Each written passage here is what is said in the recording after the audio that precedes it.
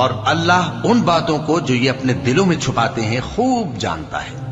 تو ان کو دکھ دینے والے عذاب کی خبر سنا دو۔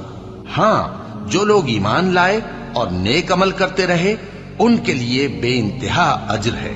شروع اللہ کا نام لے کر جو بڑا مہربان نہایت رحم والا ہے۔